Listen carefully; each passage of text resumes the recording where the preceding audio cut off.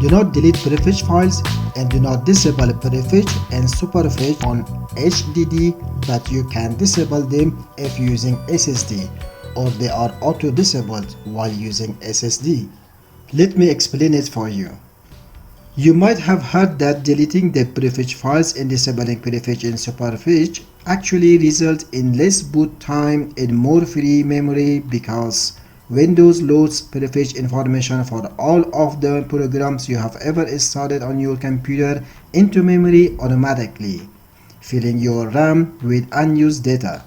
So that delete the contents of prefetch files on a regular basis to keep your memory free from unused data. But guys, I'm confident this is not a true claim. I have reasons for this. Let me give my reasons in the form of questions and answers, and then you yourself decide whether you want to delete or not to delete the prefetch files and disable Prefetch and SuperFetch.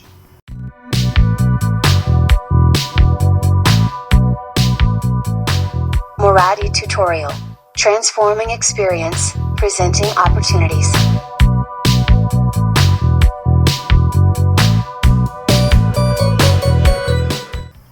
What are Prefetch and SuperFetch?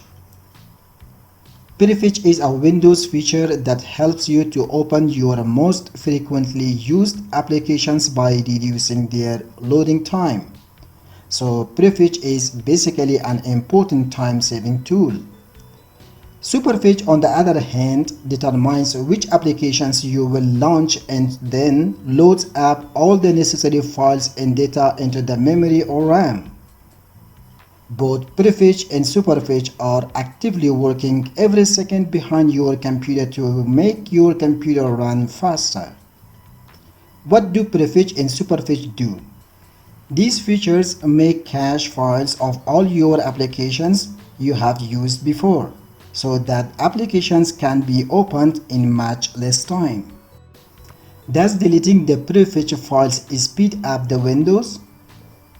No. If you delete them, there will actually be an increase of the loading time while opening any app. Is it safe to delete Prefetch files and disable both Prefetch and SuperFetch? Yes. Our recommendation is that if your system is running well, leave them on. If you have issues with high HDD usage, high RAM usage, then try turning them off and see if it helps. Otherwise, turn them back on. In other words, if your HDD runs at 100% for a few minutes every time you start or restart your computer, SuperFetch could be the culprit. When should you enable or disable Prefetch and SuperFetch?